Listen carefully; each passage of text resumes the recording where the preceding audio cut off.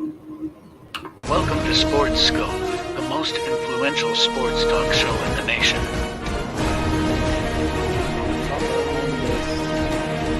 What is today, the 19th? Stay tuned for updates and great sports content.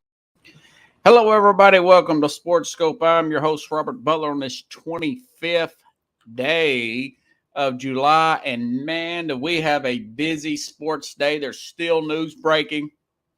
One story of the NCAA I can't even get to today because it broke just a few minutes ago. But I am aware of Justin Herbert signing Saquon Barkley, Trayvon Diggs, Jaylen Brown in the NBA. Bronny James health scare, maybe a little bit more than that. I'll talk about that a little bit later. Son of LeBron James and more. Stand by. We'll go ahead and get our first and only break out of the way. We'll hit the ground running here on Sports Scope in 49 seconds, folks.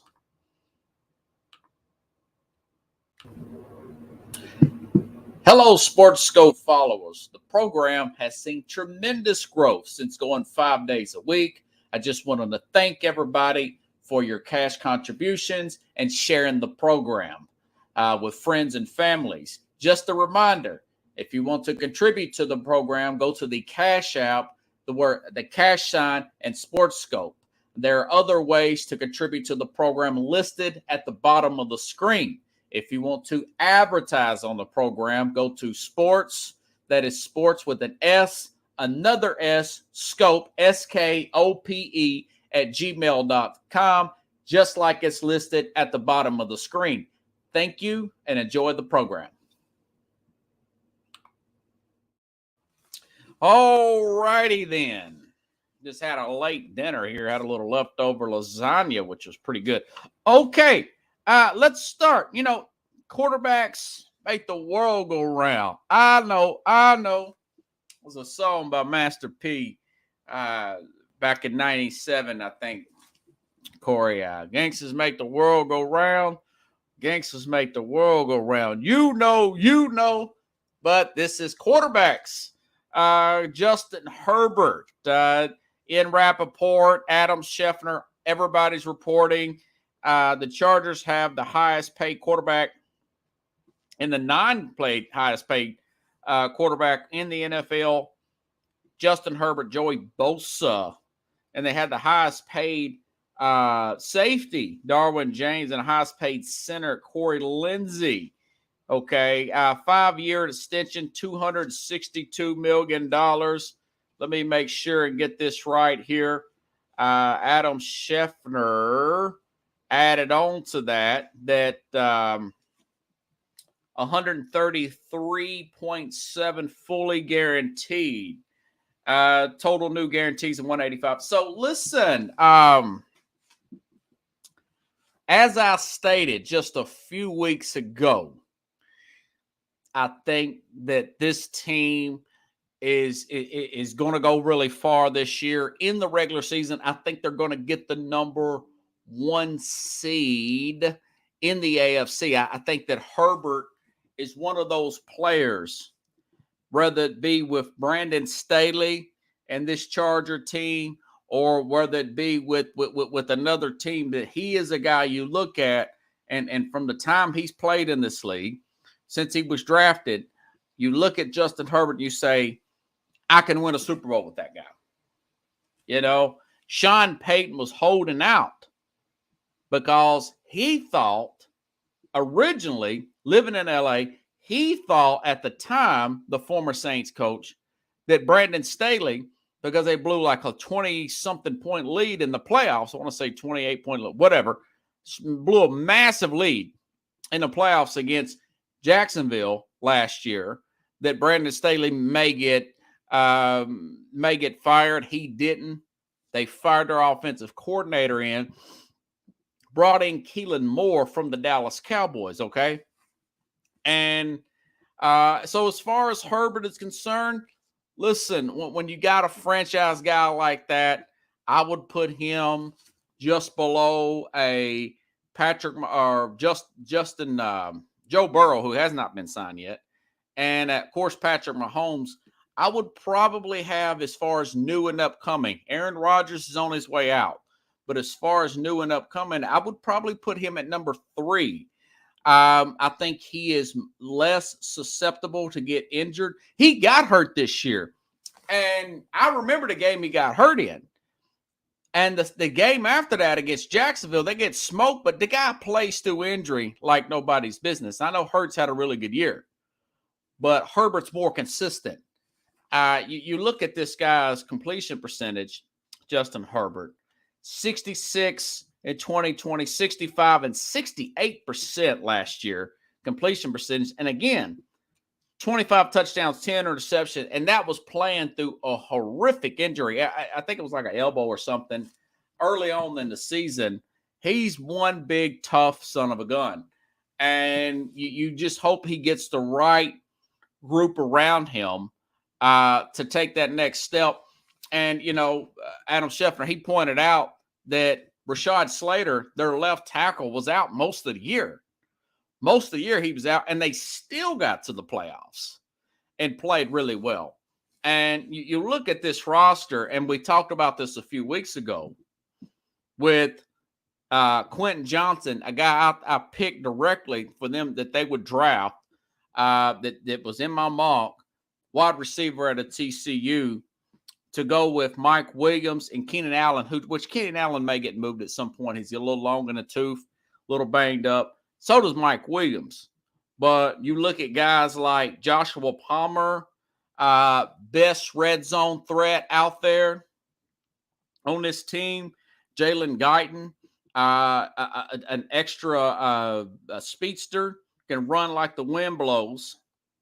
And then you got Gerald Everett there at tight end. Austin Eckler was a holdout, but he ended up coming in. Very good pass catching running back. So they have that balance there. Wide receiver, tight end, depth, running back, pass rush with Joey Bosa. Okay. This is what everybody else is not saying about this team. Sante Jr. got another year on his belt. Coming in, I want to say Samuel Jr. is coming into year 3. Or even if it's year 2, it's going to slow down for the son of the late, I want to say late, great, for the former son of former New England Patriot who doesn't like Bill Belichick, but Samuel Jr., very good cornerback here. Not so much about J.C. Jackson. He's a little bit of an underachiever, big free agent that he brought over from New England. But we know what Derwin James is as a safety in this league. And, of course, you still have Bosa, and they signed Eric Kendricks at linebacker there. So Khalil Mack at the other side. So you got your 2 edge rushers. Yeah, they probably could use a better nose tackle than an Austin Johnson. But this team's pretty deep. They've been deep. They made that next step. Brandon Staley, in his defense, he didn't go crazy his second year with going forward on every 4th down and everything.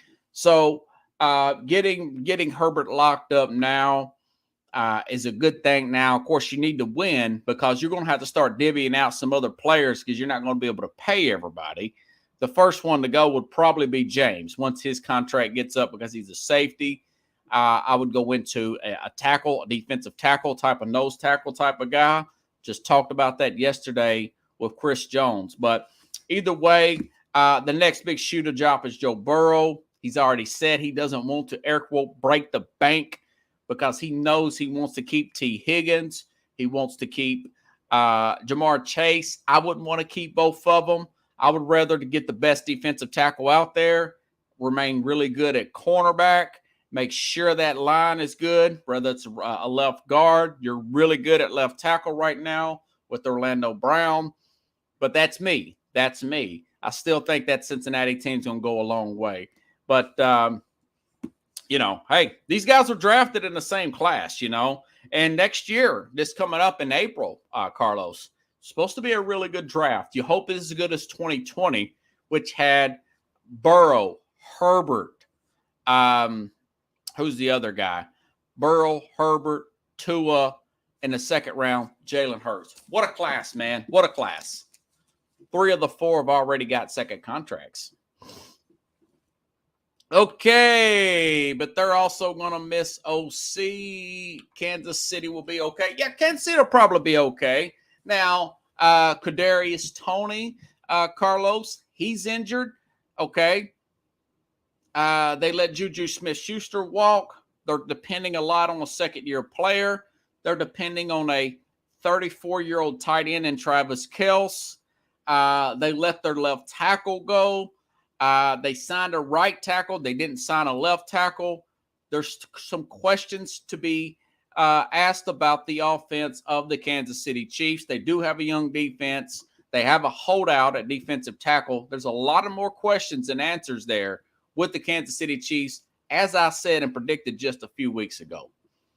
NFLPA needs to change that franchise tag. Okay, Barkley situation. I'll get to that later, Carlos. Okay. All righty then. Okay, so that's Justin Herbert in a nutshell here. What should I go to next? Let's go to Barkley. Okay. Again, Barkley makes the right decision. Like you said, Carlos, it was a lose-lose situation. I made the proposal yesterday that for future references, even if the future was today, I would want to pay these running backs with incentives that do not hit against the cap. They are valuable as far as, especially in their first few years of the contract, especially when you're trying to break in a young quarterback here. Barkley, listen, if the Giants didn't want to break the bank for the guy, I would have traded him. Listen, there is a report out today that came out, and I screenshotted this. This is from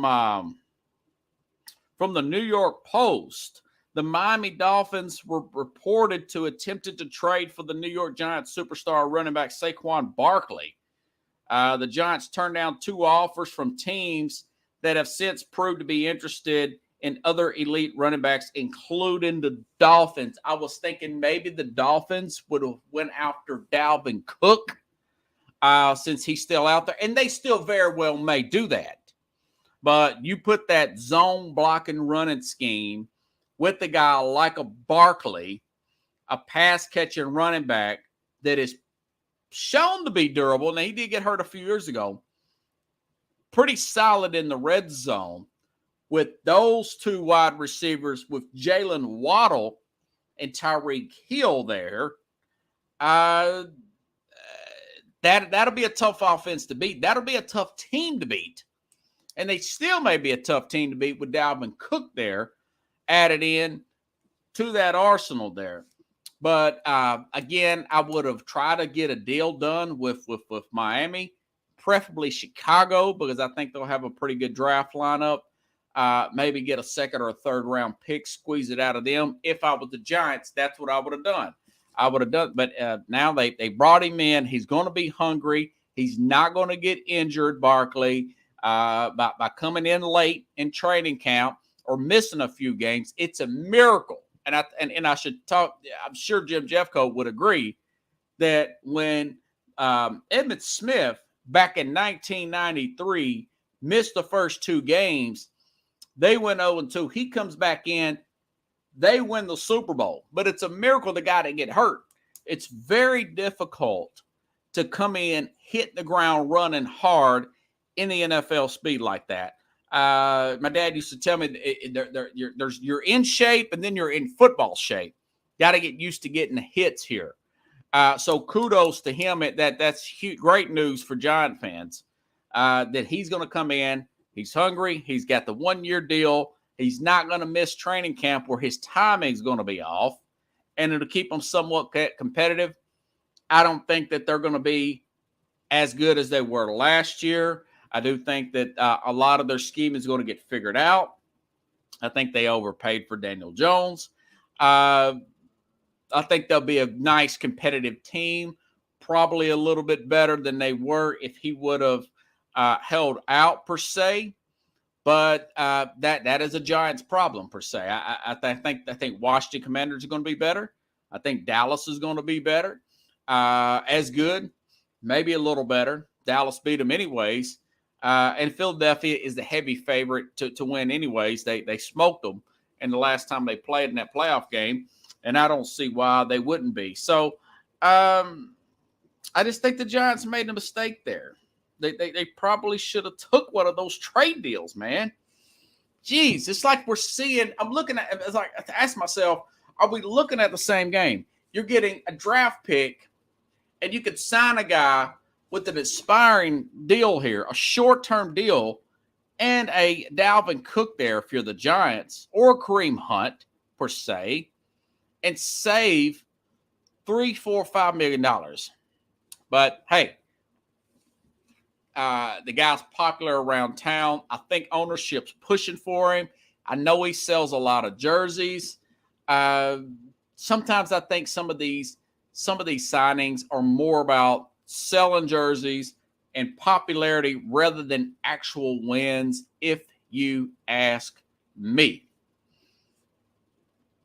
Yeah, and Shohun at this deal.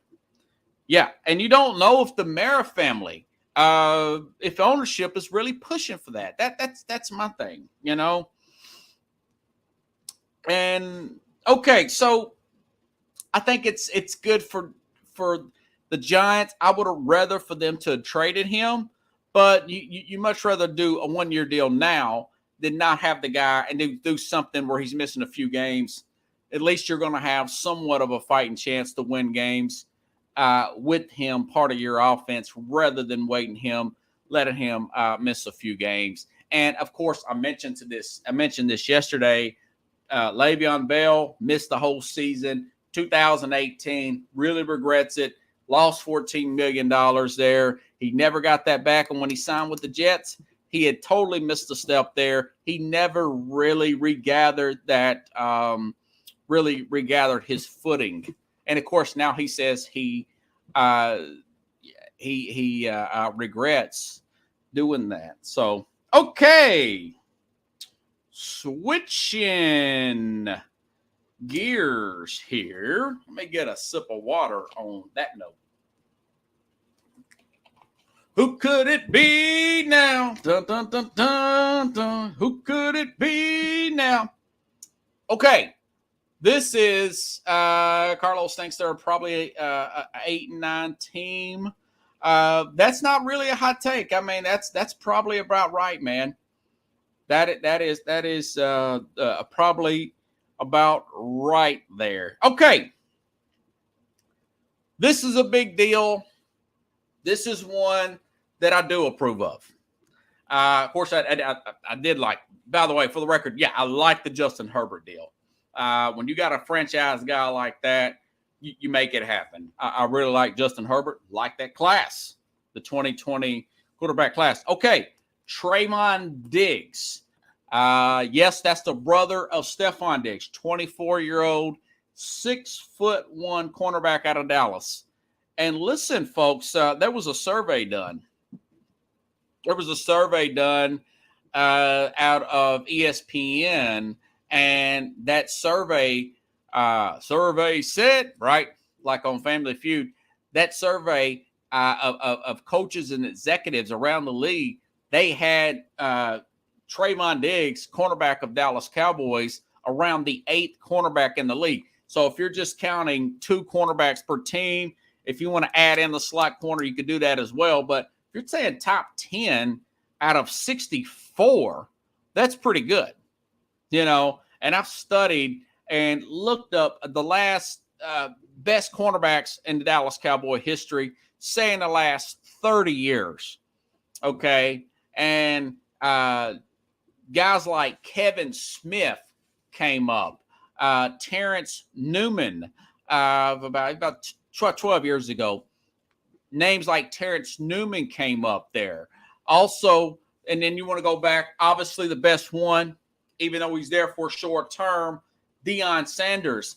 I would say, listen, folks, looking at Trayvon Diggs, year before last, 11 interceptions, only 3 last year. Teams started to stay away from him more now last year. Has a PFF rating in the 70s. He does take chances a little bit. He is a little bit like a Marcus Peters type of guy, the cornerback I told you who signed with the Raiders. Signed with the Raiders yesterday. Big chance-taking guy. Really good tackler, though. I do like Trayvon, excuse me. I like Trayvon Diggs. I think he is better than all these players except Deion. And he is the second best player since Deion Sanders. And that's saying a lot. I mean, we're talking 25, 30 years we're talking here. So here is one of the Pro Football Focus write-ups.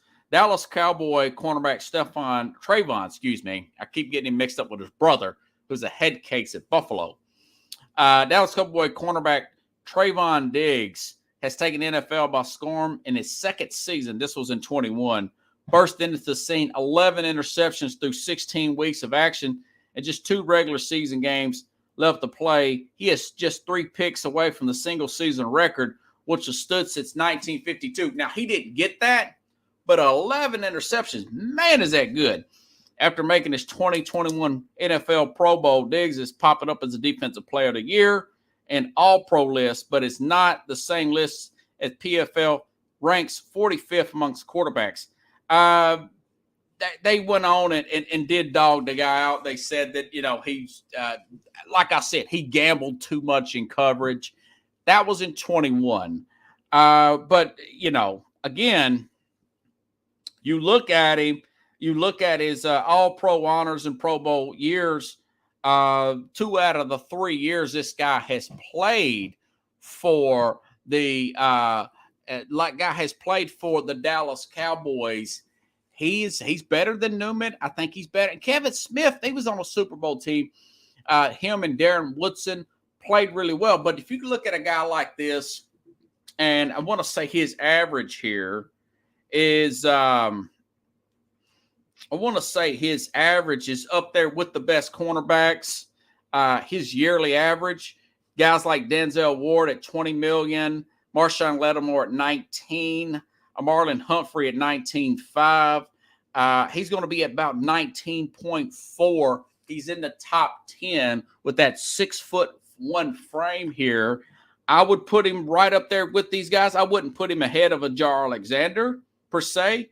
But, he's very competitive with the Marshawn Lattimore, with the Marlon Humphrey. I would put him right there. Now, I do think that Sauce Gardner, if he keeps playing the way he is, if he takes another step and not get too complacent, too caught up in the New York City limelight, I do think that Gardner could be the best. The Jet player is really that good. He actually had the highest PFF grade in the league as a rookie last year. He's also got that 6'1" frame, but Diggs is not a guy that's just overrated because he's playing for Dallas. He's shown more discipline last year. That's why that his interceptions went down, his tackling ability, plus he's playing off of a guy in front of him that is all-world, is probably going to get a lot of money when he is eligible for an extension in Micah Parsons. But again, it's so much harder to find a great cornerback than it is wide receiver. It's harder to find a guy that can play corner like a Sauce Gardner, like a Jar Alexander. Look at all these receivers here. Justin Jefferson, Jamar Chase. It seems like the NFL. Jordan Addison is supposed to be really good. He's also going to be playing with Minnesota this year. Okay. I really like Trayvon Burks, but it's harder to find that cornerback. I know wide receivers are more glamorous, but try running backwards while another person's running forward is very unorthodox to do. There's not that many air quote shutdown corners. I know that what's his name? Ramsey, that it's playing with Miami. Another reason why I like Miami. Yes, they get beat sometimes, but some of these cornerbacks, that are considered elite, they make that big play at that right time. Think about a Richard Sherman. Think about a Richard Sherman to end the game there. I forgot the guy's name that he beat out. It was the number one receiver at the time for the 49ers. That big play where he hollers at Aaron Andrews and says, "Nobody should disrespect me like that." Another type of guy got that 6'1" frame there. A lot of guys that are over 6 foot, they want to play receiver. It's hard to find a very good 6 foot plus cornerback that's got those good hips there. I'm curious to see what that other player's name was. But I'm looking at the 49er depth chart here, this wide receiver here. It wasn't Ted Ginn, Michael Crabtree. Yeah, so it was Michael Crabtree, if you all remember, in the NFC Championship game in the 2012 49ers and the Seattle Seahawks, the Legion of Boom. It was Michael Crabtree going towards the end zone. Colin Kaepernick, I thought he had that touchdown. At the very last minute, you see a Richard Sherman, also a guy about the same kind of body size frame as a Stephon Diggs, makes that key play. That's the difference in a average to mid-level corner versus an elite cornerback. If you ask me which one I'd rather have, I would rather have like a defensive tackle, then an edge rusher, but then a corner, not a linebacker, not a safety, not even a wide receiver. Because I think we can find more wide receivers in this game that the rules are aimed to help the wide receiver. Where there's so many slot receivers now, because you cannot blast the receiver like you could back in the day, back in the Ronnie Lott days, okay, where you could just tear a receiver up for going over the middle. Now, you have guys like Julian Edelman, he would go across the middle all day, every day, right? You could do it, and you cannot hit a guy high like that and air quote ring his bell. You cannot do that now. So my thing is to stop these really high end speedy guys like a Tyreek Hill. You need a guy that's got really good footwork and spacing. And I do think a guy like Diggs, although he's been beat before, but he's got a short memory, it's good to have, So, yeah, I'm okay with that. I like that. I like that signing. He's a good player, but best defensive back ever, push breaks. I didn't say that. I think he's the best since Dion. I think he's better than Terrence Newman. I think he's better than Kevin Smith, who played on that team. They haven't had that many good corners in Dallas. So I do think that he's the best since Dion. Dion's the best ever. There may have been some other players. I'm talking the last 30 years, post Jimmy Johnson. And of course, Pickle says Larry Brown was the MVP, and that was in '96, I want to say. So kudos to Diggs there. That's not one. I'm not going to tear Dallas up. Now, signing Zeke Elliott with 2 years left on his deal, I'll throw Dallas under the bus for that, okay? But I noticed Zach Martin restructured his contract, so the Cowboys are back with Martin. I think the Cowboys are going to play more power football this year, which I think is a good thing. I do think Dak's interceptions are going to be down. I think Terrence, who's the guy, Newman, I think they're going to be better at wide receiver than people are giving them credit for, because he's going to be he's going to be back and healthy with CeeDee Lamb there. It's not going to be as bad as people think. I know that they got some replacements, including tight end, that they have to adjust. But we'll see. We shall see. And the strength of this team, like I said last year, is the defense. And that would be my message coming in. We know we're paying Dak a lot of money, but it's hard to get that through Jerry Jones's head. You know you're paying Dak a lot, but the strength is Micah Parsons is a heart and soul of this team. And then you got guys like that. His job, this guy's so good, he does make Trayvon Diggs job a lot easier. And the rest of that secondary and pass rushers for that matter. And linebackers. And they got some good ones. They're a little long in the tooth, some of the other guys, but they do have some good linebackers there in Dallas, in my opinion. You know, I just don't like to dog a team just to dog them because I don't care for the owner, because I know he's can be a little bit narcissistic, to say the least, right? Okay, switch it to the round ball, Corey. All right. Listen, trending today, overpaid. What are you thinking? Talking about this Jaylen Brown contract with the Boston Celtics. Now, listen, I think that this contract here is it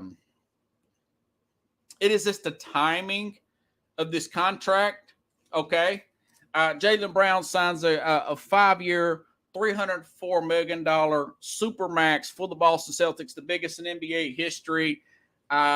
You see stuff like overpaid and all that, and then I also read that SpotTrack, this website that does contracts, SpotTrack put out that Jason Tatum and Jaylen Brown's contract for this year combined will be $64 million to the cap. Next year it'll be 87. Okay, and in 2025 it'll be $114 million for two players. You know, and you see that and you think, oh my God, right? Well, listen, folks, I've looked over when these guys have been playing together. I mean, Jaylen Brown, he's a 6'6" small forward. Let me look at his stat sheet here, because I was really impressed with his production over the years. Okay, all right. So Brown has been in with 26 years old, been with this team since 2016. In 2016, Brown had 6 points, 3 rebounds, less than 1 assist a game. And then in 2017, that year 1 to year 2, Corey, 14.5 points, 5 rebounds. Now that second year, that's when Tatum comes on, right? So you watch this jump here for these two to playing together. So he goes from 6 to 14, back to 13, but his rebounds go up. But then in 19, he jumps all the way up to 20 points a game, 6 rebounds, 2 assists. 21, 24 points, 6 rebounds, 3.4 assists. That was in 2021. And then 21, 22, 23, 6, and 3. And then he had 26 points average last year, 3.5, and 7 rebounds. So up. Not to mention the fact that from that second year, from 17-18, when him and Tatum were together, this team made the playoffs every single year, often going to the second round, third round, conference finals last year. They're used to being in the postseason. That's why you see people wanting to get Jaylen Brown. You know, I didn't realize he was 6'6". He could play shooting guard. He could play small forward here. He's a well above average defender. And that's what everybody wants in the league, right, Corey? I mean, you want wings. Then you have your 6'8" Jason Tatum here, who is 20 a year younger. You have a Tatum just a year younger that last year averaged 30 and practically 9 rebounds and 5 assists. And then in 21, the last year, that year before last, 27 points, 8 rebounds, 5 assists. You put them two together, they're going deep into the playoffs every single year. And both of these players if you're just adding 6, be going into their 7th year. Jaylen Brown, Tatum will be going into 7th year next year.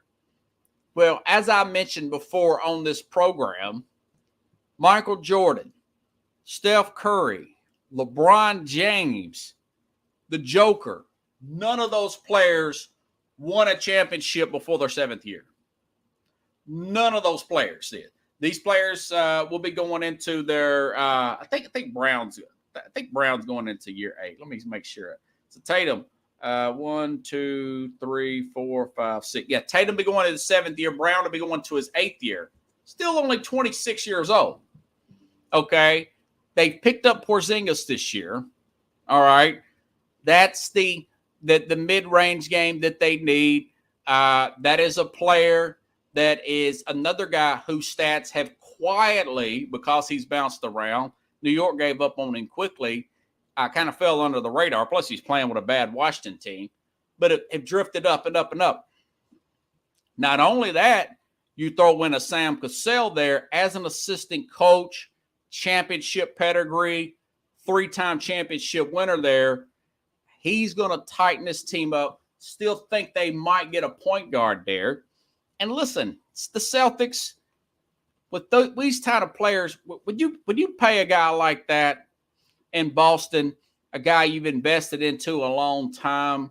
Do you think you're just going to casually, a team like Boston, who's always thinking about analytics and everything, you think they're casually just going to write out a $300 and something million contract to a clown who doesn't show up? No. And I also looked at, let me go back and see if I got his games played here. Because I want to say that he has played he hasn't played, he's a 66 game a year guy, him and Tatum both. And I like what Tatum said. About not mailing it in. I say that quote. I say that's because there's something about chemistry here with these players that is unsung. And some people say, well, you think there's something wrong. Yeah, Tatum has his moments where he zones out. He comes in late. He's not as consistent in the big moments, but he's gradually matured. Both of their stats in the last 3 to 5 years have went up, up, up, up, up, up. So, but we get so caught up in the postseason, the standards are getting so high that we lose track of their gradual growth and progress through an 82-game regular season, which still means something. Okay? Here's Jason Tatum today talking about, I don't decide we're playing the Hornets and I'm going to chill. Somebody paid their money to watch me play. Big game. I'm going to go out and compete. Listen to this quote. Man, I don't decide, we playing the Hornets tonight. I'm going to chill. I only get to go to Charlotte 2 times a year. Somebody paid their money to come watch me play. Like, not trying to be arrogant. Like it's a bunch of kids in there, my shoes and my jersey. And just because we playing Charlotte on NBA League Pass on a Monday that ain't nobody watching, I'm chilling tonight. That's not what the great players, the best players do. So the way y'all compete in the middle, I loved it. Competing, talking, blocking shots, hard fouls, and still being safe. That's basketball. But then you can't go on the side that's like, we ain't playing them. They still watching. They still evaluate. They didn't come to see me play. Paolo or Brad, they know what we can do. Y'all the future. Y'all next. So just keep that in mind. Like, ranked player, not big game, like, compete. Play basketball. And these guys play 66, 72, 75 games a year. They play the game the right way. They play fundamental basketball. Get a little 3-point happy this past year or so. And I think that's what they did with getting Porzingis. And by the way, I just looked at the FanDuel odds. The FanDuel odds, it's not Denver. It's not Denver. FanDuel says, no, it's Boston. Boston's favored again to win the championship, followed by Denver, Milwaukee, Phoenix, Miami. Golden State is like 6th.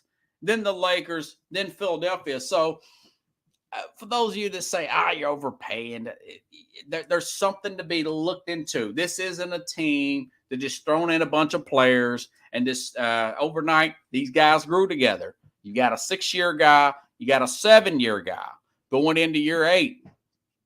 And there's a lot to be said about that team chemistry here. Chemistry sounds like a Philly issued more than a team thing. Yeah, Philly threw a bunch of guys together. They tried to lose some games there. And I think that process karma came back on them. Tatum should push for a new change. Porzingis is Anthony Davis playing 60. Well, I'll tell you what, Anthony Davis has got a ring, Carlos. I don't know.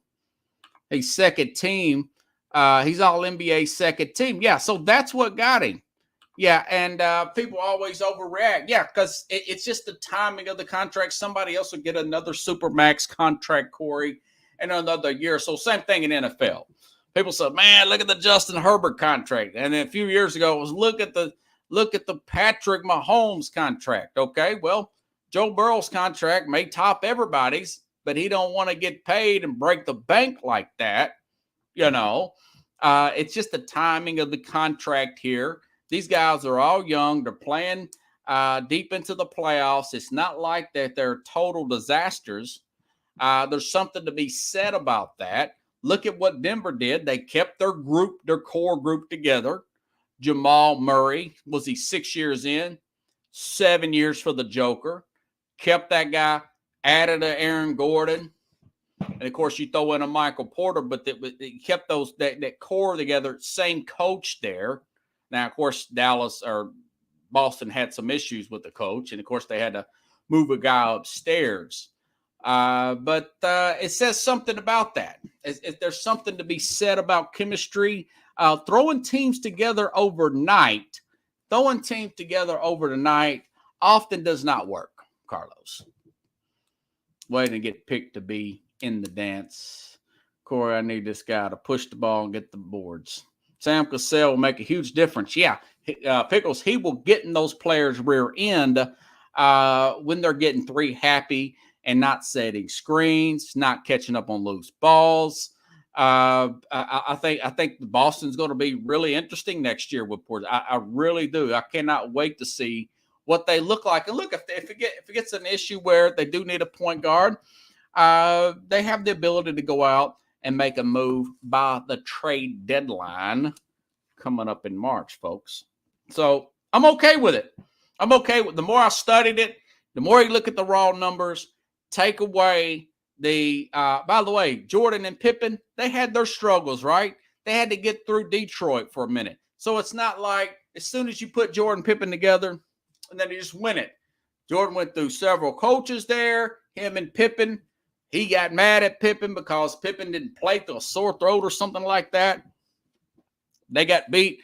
They went on and got bigger, lifted weights, and eventually got through that Pistons team in a sweep, won the championship. I still think this is a championship contender level team. I don't know if I'll pick them over Denver, but I can understand why that why FanDuel would see it that way. You know, and I do not think that, some people want to compare C.J. McCollum to and Damian Lillard. Here's the thing. Here's the difference between those two guys. Those guys barely made the playoffs. They got to the second round. They got the one conference finals. This team, this group has been to multiple conference finals and an NBA final. That group never did get to a final. McCollum and Lillard together, although being compared to Tatum and Brown, they're not quite the level of these players. First of all, they're guards and they're not forwards. These guys are 6'6" and 6'8", and they move like guards. So that's the difference between them two. Boston, a lot more balance as a whole team, been picked to win. Much better winning percentage in the regular season. Nothing like those Blazer teams who never had a real true big. Never had a forward there. A forward really that they can depend on. and they never had the coaching either. So it's really a bad comparison. I know Jason McIntyre kind of said that as well. Anyways, so I'm okay with it. I'm okay with it. The more I analyze it, the more I'm okay with that particular signing, folks. Okay. I had to save this story for last, you know. I want to keep these haters. I gotta watch what I put on YouTube or Facebook as far as anything to do with cardiac arrest or any kind of indications that there's just a little bit criticism of COVID. You cannot criticize the vaccine. So yesterday did not get out in the news, by the way. Didn't get out in the news to almost a day later. But yesterday at around 12:30 p.m. Eastern time, which would have been about 9:30 a.m. Pacific time, Bronny James, the son of LeBron James, collapses with a cardiac arrest heart attack, you know, and he went to USC hospital, whatever. This was supposedly at practice, and he was in ICU yesterday. Now he's in stable condition. That's the latest that I've read about him. And LeBron has really been kind of quiet about this thing. And here's my thing.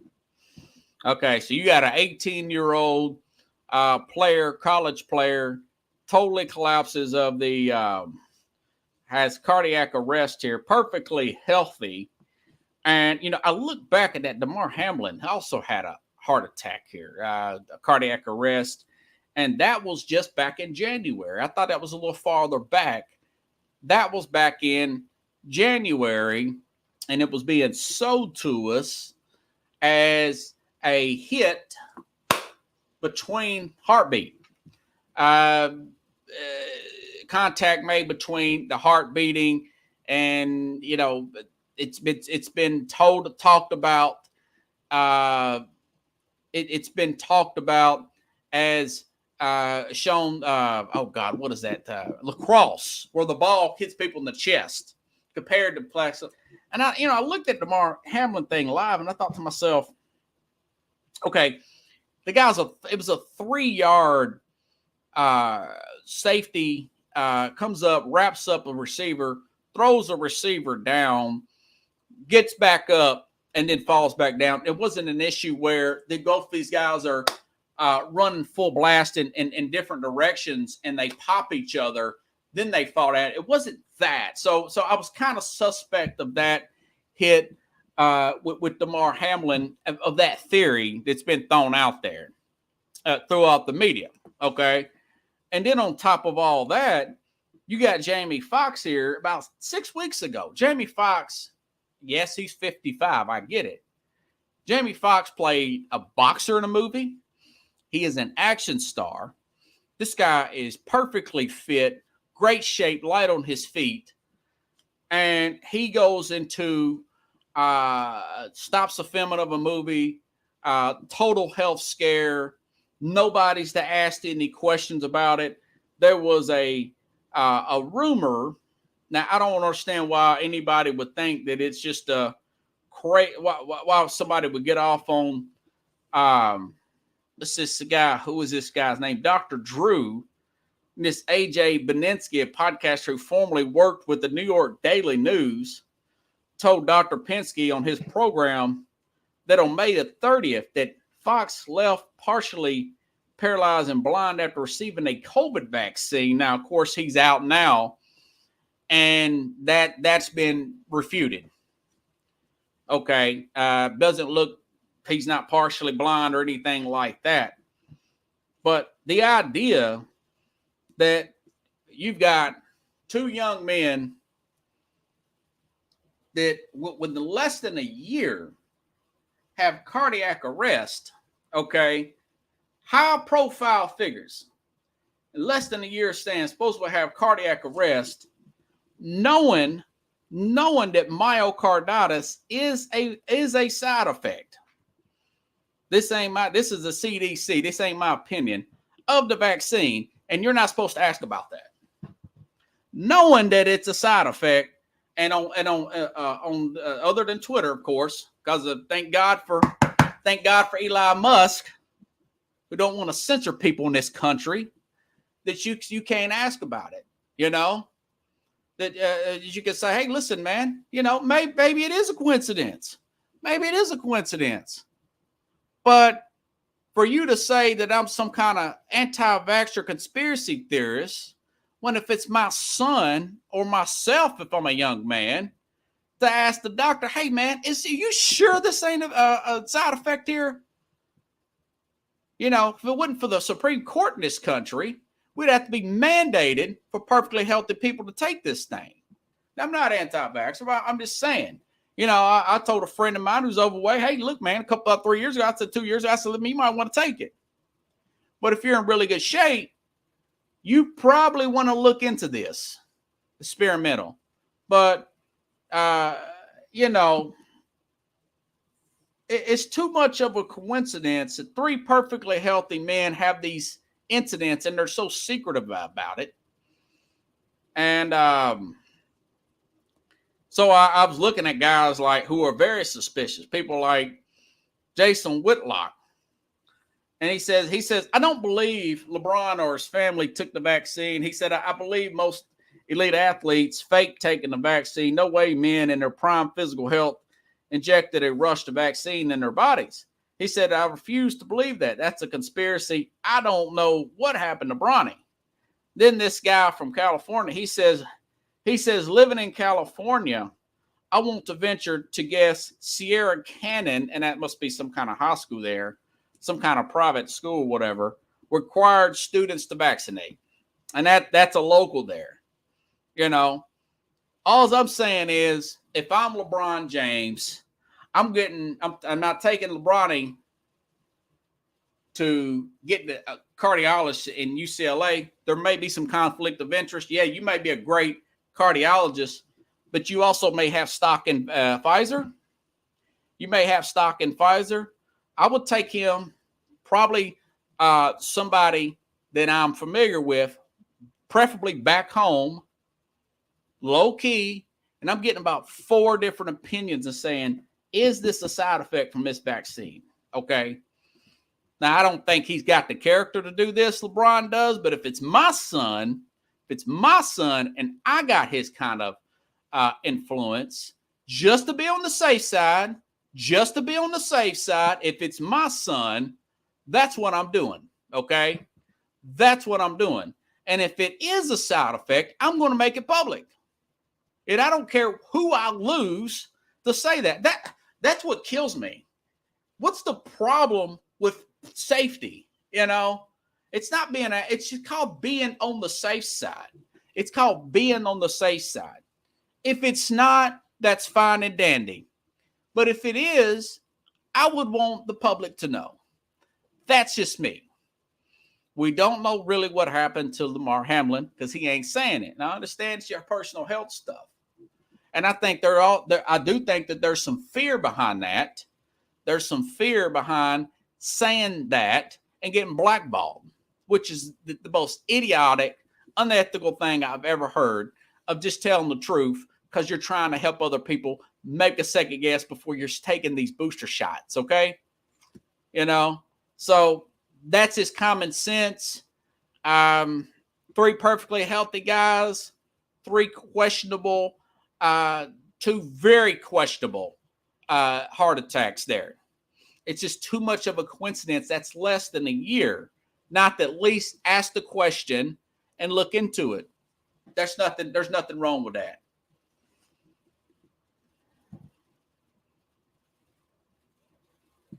Death always analyzed, determined. Well, all I'm saying is I shouldn't be ostracized for asking questions if it's me, if it's my body. That's these guys' livelihood, man. You know, it's their livelihood. And I doubt LeBron will say anything. I would respect him if he would, you know, if he would say it, but I understand it's health related. and all that. And I was looking at somebody put out some kind of Washington Post article about it, saying that back in 2016, myocarditis was a thing in college. I'm not thinking, I keep up with college athletes in 2016. In 2016, three notable healthy men did not have these kind of scares in less than a year span. That's all I'm saying. That's just the public figures we know. What do we not know? And I tell you, I work in the healthcare industry. I talk to a lot of people. I got a lot of stories, okay? Okay, so this just, either way. Hope it all works out, though. I hope he can still play again. It's really unfortunate. LeBron has said some stuff over the years that's ticked me off, man. But, I still don't want anything bad to happen to him. And I know his son worked hard. I know his son was born rich and all that. But, his son's a lot shorter than LeBron. It's like 6'3". LeBron's 6'8". I thought they were both 6'8". So I really hope the best for the guy, Research toward vaccine, troubling times, my friend. Yep, that's right, Carlos. So if you guys like the show, share the show. Just venting a little bit about it. Not saying one way or the other. It's always good to be safe and sorry and do your own research and talk to your doctor. I don't think there's nothing wrong with that, But anyways, God, it seems like every time I end the show, it seems like a storm seems to be coming. I'm hearing it's lightning again out there. But anyways, crazy weather here. Tomorrow, I didn't even get to that. There was another story about ESPN, the league buying. I've been trying to get to that story for 3 days. Didn't get a chance for Kareem Blackston to get on. I'm going to interview him about this Titans thing with the he's returning guest I've had on about Hopkins there, DeAndre Hopkins signing there. I'll probably record one interview with him on Friday, and then that'll be on for next Tuesday. So if you guys like the show, please share the show. I'll be back on tomorrow. May get a little bit more on the SEC media days, but you never know what's going to break in the world. I mean, I didn't know all these signings would happen today here in the NFL. That kind of really caught me by surprise, especially that Justin Herbert signing there. But for the most part, I do like those signings. I know it's a lot of money, but you start to break it down, and some guys, sometimes it's really just worth it. I'm not one of those people saying nobody's worth the money. I think Brown, I think what Brown's doing and what they've got going on in Boston, I think he's worth it. Justin Herbert, he's a quarterback. It's a lot of money. But you can win a Super Bowl with that guy. Might not be with his coaching staff, but I do think you can do that. And it's hard. It's hard to find. Good corners. It's hard to find really good corners in this league. If I had my choice between good defensive tackle or corner, if it was between Micah and Diggs, then I would take Micah. But it's really hard. It's much easier to find receivers there, folks. All right, guys. Thanks. I'll see you tomorrow. Same time, same place.